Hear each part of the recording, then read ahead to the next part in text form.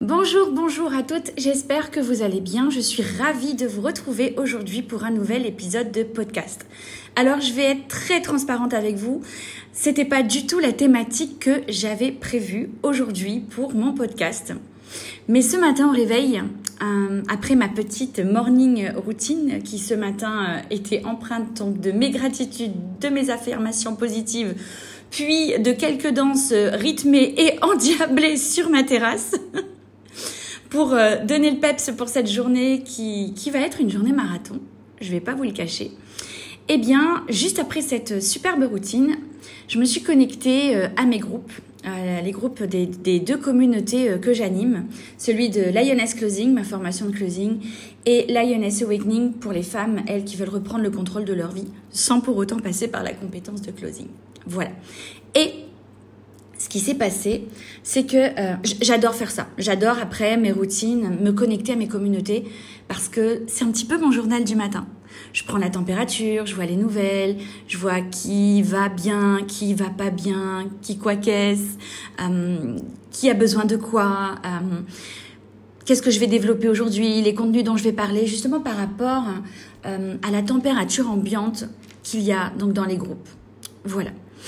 Et ce matin, donc, j'avais une toute autre thématique de prévue pour ce podcast. Et ce matin, suite à un exercice que j'ai mis dans un de mes groupes hier, sur la nécessité d'avoir une clarté dans sa vision, quoi qu'on fasse, quoi qu'on entreprenne, l'une des membres d'une de ces deux communautés m'a demandé « Mais, Joanne, comment est-ce qu'on fait pour avoir de la clarté ?» Et mine de rien, je me suis dit, punaise, mais c'est quand même pas la première fois qu'on me pose cette question. C'est une excellente question en vérité. Il y a énormément de personnes qui ne savent pas comment on fait. Alors je vais vous donner ces petites clés aujourd'hui. Parce que je pense que c'est important. Peu importe qui vous êtes, peu importe où vous en êtes, peu importe ce que vous avez déjà vécu ou pas, peu importe les objectifs que vous avez déjà atteints ou pas. On s'en fiche. Je pense que c'est nécessaire à tout le monde. La clarté, en fait, c'est savoir clairement, comme son nom l'indique, où est-ce qu'on va, où est-ce qu'on veut aller. Mais comment est-ce qu'on obtient cette clarté ? Eh bien, pour moi, parce que je dis bien pour moi, parce que finalement, il y a peut-être d'autres façons de définir de la clarté dans sa grande vision et dans ses objectifs et dans son but ultime. Mais la clarté, pour moi, c'est clairement se connecter à soi. C'est revenir en son centre, dans son petit cœur. C'est se connecter à son moi authentique. Il y en a qui l'appelleront le moi profond, le moi divin, peu importe, votre vous.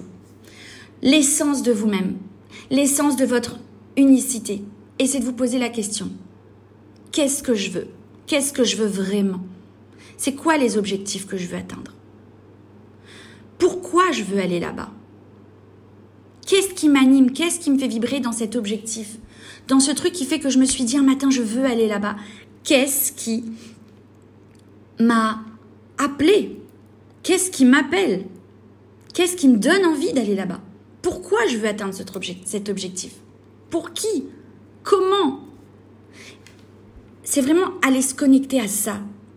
Aller chercher ça. C'est ça de la clarté, en fait. C'est ce qui vous permet d'être véritablement aligné à vous-même, la clarté. Et ça, c'est important, je veux vraiment le préciser, parce qu'on vit dans un monde, une hyper société de consommation, on le sait toutes, où pour beaucoup la clarté n'existe plus ou n'existe pas ou n'a même jamais existé. Les gens se suivent les uns les autres comme des moutons parce que c'est important de ressembler à un tel ou une telle. Alors oui, l'être humain est un animal social et il a besoin de la reconnaissance de ses pairs, mais pour autant, est-ce qu'il est obligé de faire tout et n'importe quoi juste pour qu'on l'apprécie, pour qu'on l'aime, pour qu'il ressemble aux autres? Et si au fond faire ça, ça le rend profondément malheureux parce qu'il n'est pas aligné, parce que ça l'anime pas, parce que c'est pas lui. La clarté, c'est ça en fait. C'est définir qui vous êtes, vraiment. C'est aller vous connecter à votre unicité pour reprendre votre pouvoir. Vous définir. Parce que c'est pas la vision des autres qui vous définit. C'est vous qui vous définissez dans ce que vous voulez vivre, dans ce que vous ressentez, dans ce que vous voulez incarner, faire. Et c'est tellement important et puissant de comprendre ça, parce que le jour où on comprend ça, je vous dis pas qu'il y aura plus d'épreuves et pas d'obstacles et que vous vivrez au monde des bisounours, comme je dis souvent aux clientes, mais non. Pour autant, c'est pas parce que vous aurez défini tout ça que vous aurez plus d'obstacles, mais ça deviendra tellement plus simple, tellement plus puissant, et vous atteindrez des objectifs de manière inarrêtable en fait. Vous serez inarrêtable. Alors des fois, oui, vous ferez une pause parce que vous avez besoin de souffler, de respirer, c'est normal, c'est pareil pour tout le monde. Mais c'est ok. C'est ok. Il faut aussi être indulgent avec soi-même dans ce parcours, dans cette quête de soi. Je voudrais vous donner des exemples très concrets de ce que j'ai vécu. Moi, longtemps, j'étais pas connectée à mon moi profond, à mon moi divin, à mon moi authentique. Je cherchais la facilité. Quand j'ai commencé à me chercher pour devenir indépendante, j'allais sur tout ce qui brille au début. Puis très rapidement, j'ai réalisé, mais oui, mais c'est pas moi. Par exemple, je critique pas le marketing de réseau, mais c'est ce que j'ai vécu avec le marketing de réseau. Et j'en ai fait plusieurs. Parce que ça semblait facile, parce qu'une telle avait de la réussite, parce qu'un tel avait tant de revenus par mois, parce que un tel avait une récompense, avait une scène, un tel était leader de je sais pas quel réseau. Et waouh, ça avait l'air tellement beau, ça brillait de mille feux, mais c'était pas le mien de feu en fait. Pas du tout.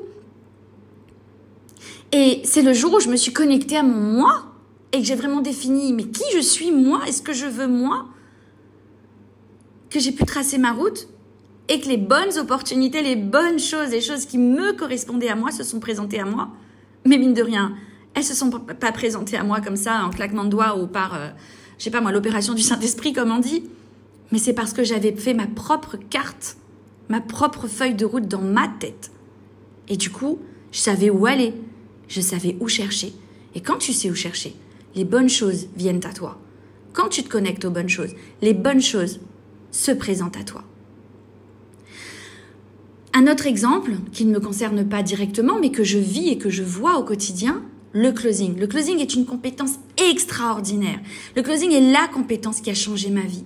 Justement parce que j'ai fait les bonnes recherches de moi vis-à-vis de moi-même. Je suis allée me chercher moi. J'ai pelé l'oignon, comme on dit, pour comprendre qui je suis, ce que je voulais, ce qui m'animait, ce qui me faisait vibrer, ce qui me permettrait de me sentir alignée. C'est comme ça que j'ai ensuite découvert le closing. Il y a des personnes de ma formation ou d'autres, dans d'autres univers, qui se forment à cette compétence, puis qui ensuite y voient une énorme opportunité, et uniquement ça, de faire de l'argent. Et pour beaucoup, beaucoup d'argent. Voilà. Ils voient ma réussite, par exemple, et ils se disent, c'est trop facile. Alors, moi aussi, j'y vais dans le closing. Moi aussi, je vais devenir coach de closing. Moi aussi, je vais devenir formatrice et mentor en closing. Oui, pourquoi pas? Tout à fait. Et vous en avez le droit, et sincèrement, je vous y encourage. Parce que c'est un métier extraordinaire.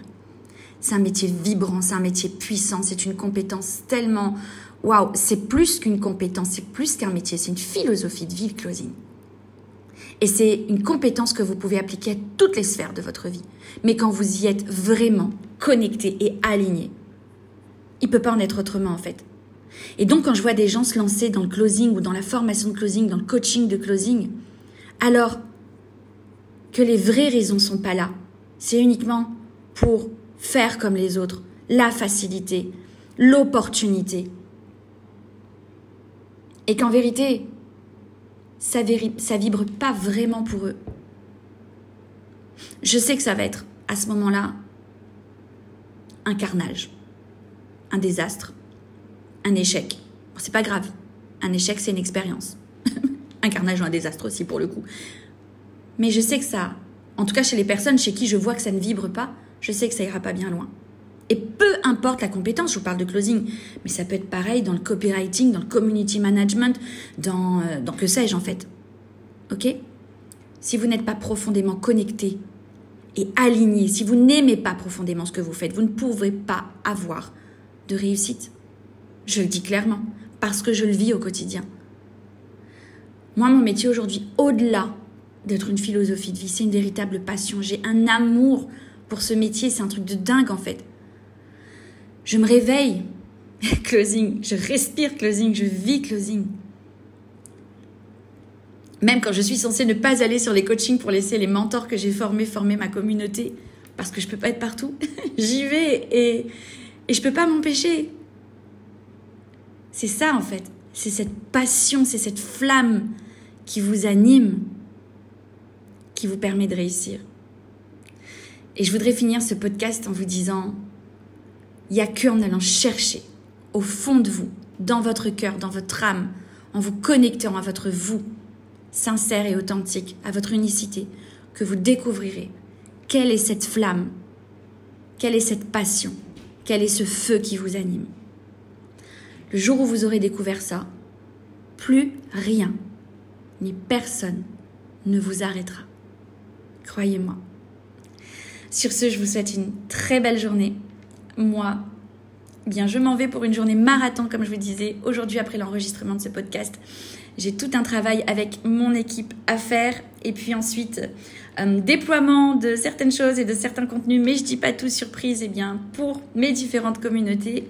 Préparation d'un super projet parce que la journée de la femme approche et je vous prépare un petit truc bien sympathique. Un petit dîner en famille et demain, je m'envole retrouver mon fils. Je vous embrasse toutes très très fort et tous aussi, si jamais il y a des garçons, vous avez le droit d'écouter ce podcast. Je vous dis à très vite pour la suite.